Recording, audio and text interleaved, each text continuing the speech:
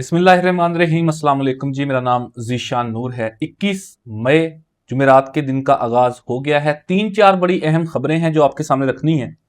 एक तो बहुत अहम शख्सियत की पाकिस्तान आमद हुई है और उस अहम शख्सियत की सदर पाकिस्तान से, वज़ीर आज़म पाकिस्तान से, फील्ड मार्शल से और जितनी भी अहम हुकूमती शख्सियात हैं उनके साथ एक बहुत अहम मुलाकात हुई है।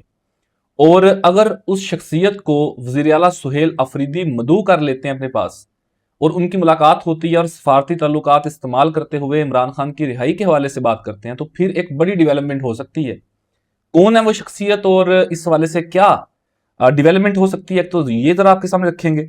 इसके अलावा अभी जो अमेरिका ईरान एक कॉन्फ्लिक्ट दोबारा शुरू हो गया है, इस हवाले से गुज़श्ता 4 दिन के अंदर मोहसिन नकवी साहब ने 2 दफा ईरान का दौरा किया। अब खबर यह सामने आ रही है कि फील्ड मार्शल आसिम मुनीर साहब खुद आज मतलब 21 मई जुमेरात के दिन ईरान का दौरा करेंगे।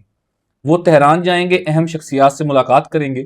उनका ये दौरा कितना अहम होगा, क्या इस सारे मामलात को बिलाखिर फाइनलाइज करने का वक्त आ गया है, पाकिस्तान का इसके अंदर क्या किरदार होगा, इसके ऊपर बात करेंगे। और आखिर के ऊपर बुशरा बीबी के हवाले से इस्लामाबाद हाई कोर्ट से एक बहुत अहम फैसला आया और पंजाब के अंदर एक मुस्लिम लीग नून के एमपीए जो हैं वो एक अदाकारा को हरासा करने के अंदर मुलव्वस पाए गए हैं।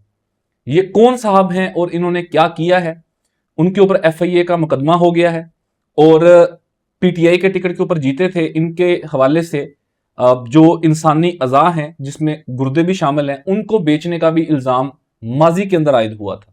इसके ऊपर आखिर में बात करेंगे, लेकिन सबसे जो अहम बात है वो ये है कि इस्माइली कम्युनिटी के जो 50वें उनके इमाम हैं प्रिंस करीम आगा खान, उनके जो साहबजादे हैं प्रिंस रहीम आगा खान, वो पाकिस्तान उनकी आमद हुई है और उनका सदर पाकिस्तान ने इस्तकबाल किया।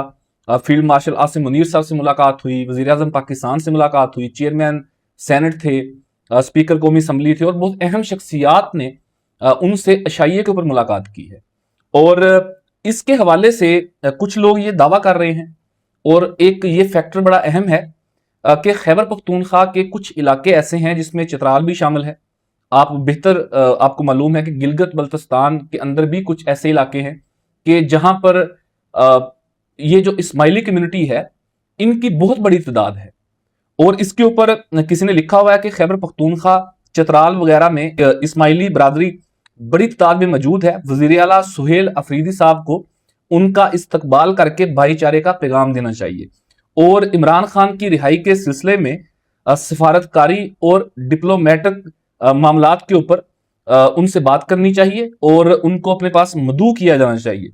और बिलाशुबा आगा खान फाउंडेशन का केपीके में और उनकी तरक्की के अंदर बड़ा अहम किरदार है। सो अगर सुहेल खान अफरीदी साहब उस अहम शख्सियत को अपने पास मदऊ करते हैं और वो उस बात को एक्सेप्ट कर लेते हैं, उनकी मुलाकात हो जाती है, तो एक सफारती सतह के ऊपर भी वो उनके साथ बातचीत कर सकते हैं कि वो इमरान खान साहब की रिहाई के हवाले से कोई बातचीत करें, पाकिस्तान के आला हुकाम से इस हवाले से कोई गुफ्तगू करें, तो हो सकता है कोई इस हवाले से रास्ता निकल सके।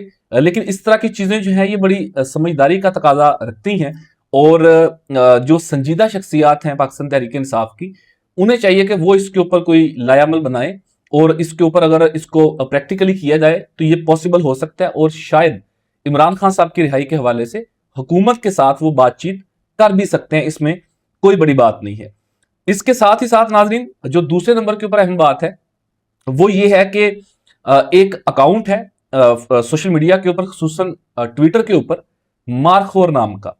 और इस तरह के जो अकाउंट हैं उनके हवाले से कहा जाता है कि ये अदारे के अकाउंट होते हैं और जब भी कोई जंगी सूरत हाल हो, जैसे भारत के साथ मामला हुए थे, उस वक्त ये अकाउंट एक्टिव होते हैं। बेसिकली पाकिस्तान का इमेज बेहतर करने के लिए जो डिजिटल मीडिया की एक फाइट है पूरी दुनिया में, उसके अंदर ये अकाउंट अपना बहुत अहम रोल प्ले करते हैं। और ये जो मारखोर अकाउंट है, इससे पहले भी मुतअद्दिद दफा इसके ऊपर मुख्तलिफ ऐसी खबरें पोस्ट की जाती रही हैं जो पाक फौज के हवाले से होती है। तो इसी अकाउंट ने ये खबर ब्रेक की है, ट्वीट किया है। उस अकाउंट के ऊपर इंग्लिश में ये ट्वीट किया गया कि field marshal Asim Munir will visit Iran tomorrow to announce the finalized US-Iran agreement. Islamabad continues its key mediation role in the nuclear and regional deal. So इस अकाउंट के मुताबिक फील्ड मार्शल आसिम मुनीर साहब आज के दिन 21 मई जुमेरात को ईरान तेहरान का दौरा कर सकते हैं। तो अगर तो ये दौरा होता है और पाकिस्तान की वजह से, पाकिस्तान की मीडिएशन से ये तमाम तरह डील जो है ये फाइनलाइज हो जाती है, तो ये पाकिस्तान की एक बहुत बड़ी कामयाबी होगी। सफारती सतह के ऊपर भी, ग्लोबली भी पाकिस्तान का पहले भी बहुत इमेज बेहतर हुआ, जो पहला एक पीस टॉक का राउंड हुआ इस्लामाबाद के अंदर। लेकिन अगर पाकिस्तान इस लड़ाई को खत्म करवाने के अंदर जो आखिरी एक वो कहते हैं कि जी फुल स्टॉप होता है कि जी अब ये डील होगी है, इसके बाद मजीद कॉन्फ्लिक्ट नहीं होगा, अगर पाकिस्तान इसके अंदर कामयाब होता है तो ये बहुत बड़ी सफारती कामयाबी होगी। तो देखते हैं कि आज के दिन के अंदर फील्ड मार्शल साहब इस हवाले से विजिट करते हैं ईरान का। इसके अलावा नाजरीन, जो अदालतों के हवाले से पाकिस्तान तहरीक इंसाफ हमेशा मायूसी का शिकार रही, उसकी एक और झलक सामने आई। हम आपको पिछले 2-3 हफ्तों से रिपोर्ट कर रहे हैं कि बुशरा बीबी की फैमिली ने इस्लामाबाद हाई कोर्ट से रुजू कर रखा था और उनकी बेटी की तरफ से जो दरखास्त दायर की गई थी उसके ऊपर जस्टिस अरबाब मोहम्मद ताहिर साहब समाअत कर रहे थे और उसमें सिर्फ एक इस्तदा की गई थी कि आप उनकी फैमिली की बुशरा बेगम से मुलाकात करवाने का हुक्म जारी करें, जिसके ऊपर अदालत हमें बज़ाहिर बेबस नजर आई। किसी बहुत तगड़ी शख्सियत के सामने नहीं, सिर्फ सुपरिटेंडेंट के सामने, जो अडयाला के सुपरिटेंडेंट हैं उनके सामने भी अदालत हमें बेबस नजर आई। हमने वो समातें कवर भी की हैं कमरा अदालत से, हम आपको पिछली वीडियोस के अंदर बता चुके हैं सारी सूरत हाल। तो अब उसके ऊपर बिलाखिर जो है वो इस्लामाबाद हाई कोर्ट ने वो दरखास्त ही खारिज कर दी है।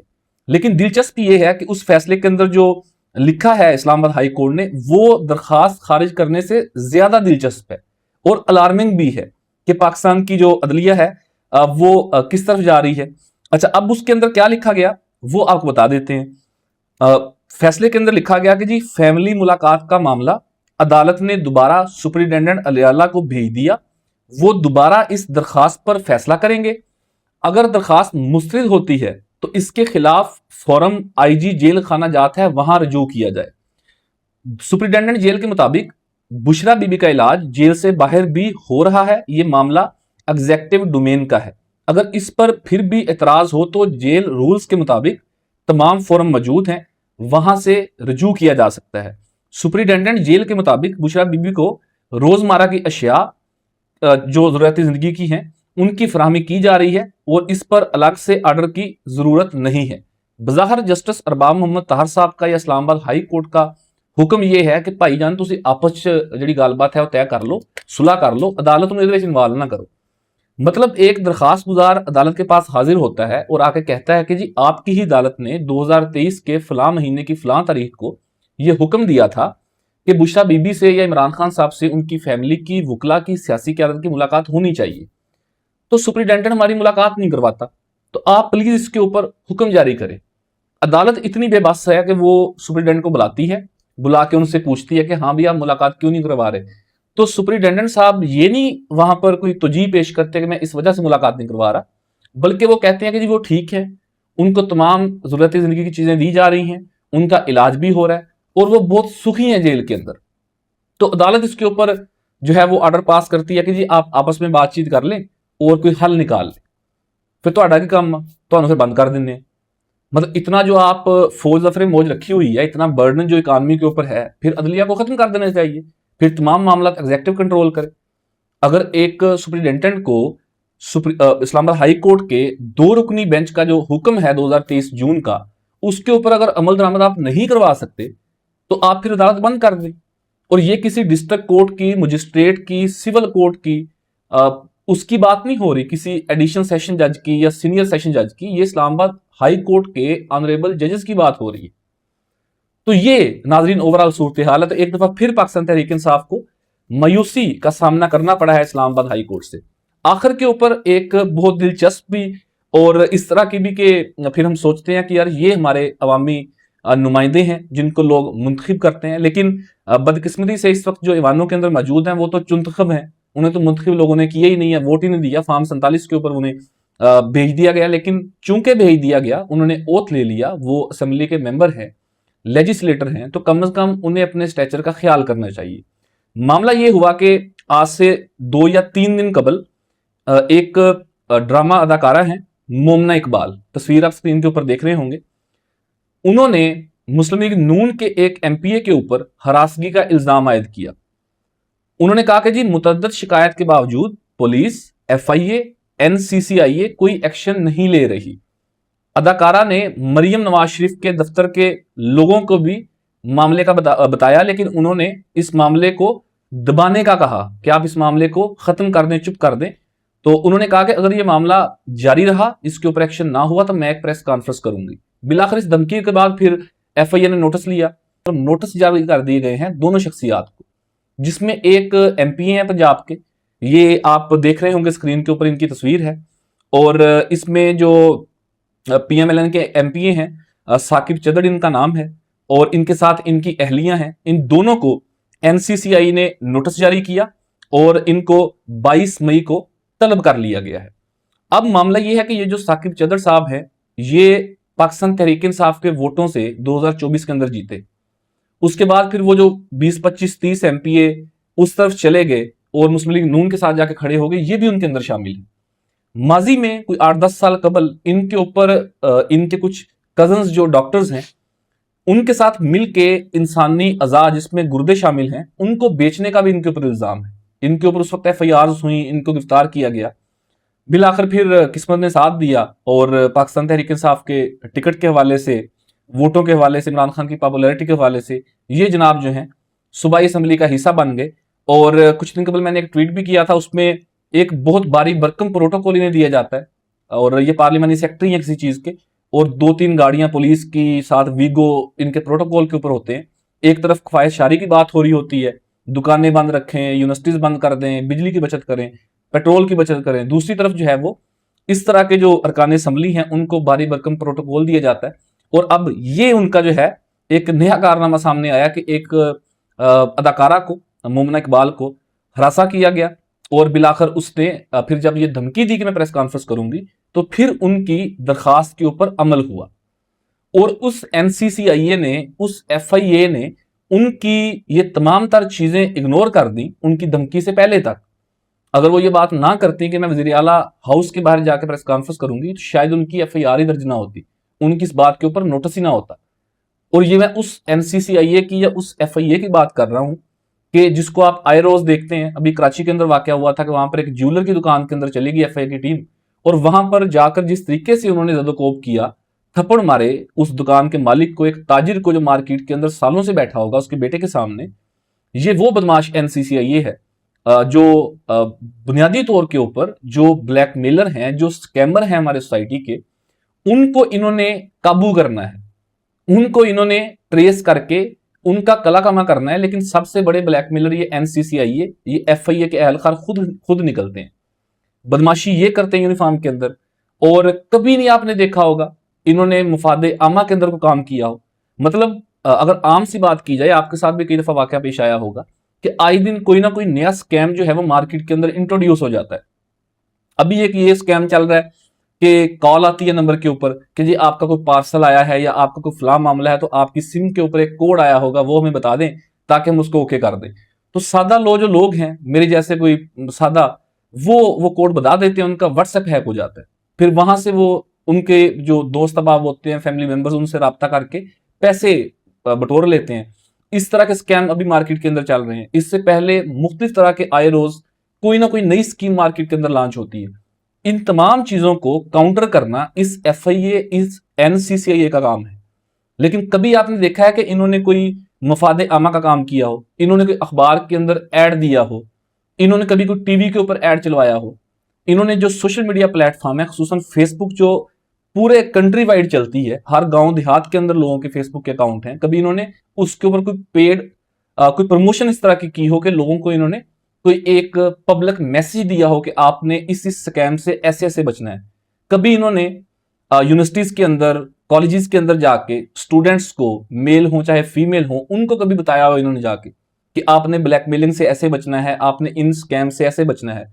कभी इन्होंने किसी प्रेस क्लब के अंदर बुला के सहाफियों को उन्हें ये रिक्वेस्ट की हो कि यार आप इस माशरे की आवाज हैं, आपकी बात लोग सुनते हैं, आपका लिखा हुआ लोग पढ़ते हैं, तो आपने इस स्कैम के हवाले से लोगों को रिक्वेस्ट करनी है कि वो इस हवाले से मुहतात रहें। इन्होंने कभी किसी अंजुमन ताजरान के लोगों को मिलके उन्हें रिक्वेस्ट की हो कि यार आप मार्केट के अंदर इस हवाले से अपना किरदार अदा करें, आप दुकानदारों को फर्दन फर्दन बताएं कि आपने इस स्कैम से बचना है? कभी नहीं होता। कभी इन्होंने कोई इस तरह का प्रैक्टिकल काम नहीं किया जिससे मफादे आमा इस तरह के स्कैम से बच सके। वजह सिर्फ ये होती है कि उसके पीछे कोई ना कोई एनसीसीआईए का, कोई ना कोई एफआईए का कोई असिस्टेंट डायरेक्टर, कोई डायरेक्टर मौजूद होता है और इनका हिस्सा होता है उसके अंदर। ये जितने भी एटीएम के फ्रॉड होते हैं, जितने भी कार्डिंग के फ्रॉड होते हैं, जितने भी ये 2 नंबर काम जो है वो चलते हैं, ये कॉल सेंटर के नाम के ऊपर कुछ फेक लोगों के अकाउंट खाली कर देते हैं लोग, पूरी पूरी टीम्स बैठी हुई हैं। ये ऐसे नहीं बैठी हुई, इनको बैक कर रही होती है एफआईए, इनको बैक कर रही होती है एनसीसीआईए। लेकिन फौज जफरे मौज है, इनको गाड़ियां दे रखी हैं सरकारी, ऊपर नीली बत्ती होती है, ठीक है, और टू टू पी पी करते ये गुजरते हैं और इनका अपना एक खौफ है माशरे के अंदर। लोग एफआईए का नाम सुन के एक दफा हिल जाते हैं कि यार एफआईए, तो जो काम करने का है वो नहीं करते, और जो नहीं करने का या जिसके ऊपर लोगों को अवेयर करना चाहिए उसके अंदर इनका कंट्रीब्यूशन जीरो है। सो ये 2-3 बड़ी अहम डेवलपमेंट्स थी जो आपके सामने रखनी थी। और इसके अलावा कुछ और बड़ी अहम खबरें हैं जो पाकिस्तान तहरीक इंसाफ के हवाले से इमरान खान की बहनों की जो अहम मुलाकातें हुई हैं। मुराद सईद ने जो कुछ हदायत दी थी कि आप इनके ऊपर अमल करें इमरान खान की रिहाई के हवाले से, उसके ऊपर अमल होना शुरू हो गया है। ये क्या सारी सूरत हाल है, अगली वीडियो के अंदर आपके सामने जरूर रखेंगे। अपना कीमती फीडबैक कमेंट सेक्शन के अंदर जरूर दीजिएगा। अपने मेजबान ज़ीशान नूर को इजाजत दीजिए। पाकिस्तान जिंदाबाद।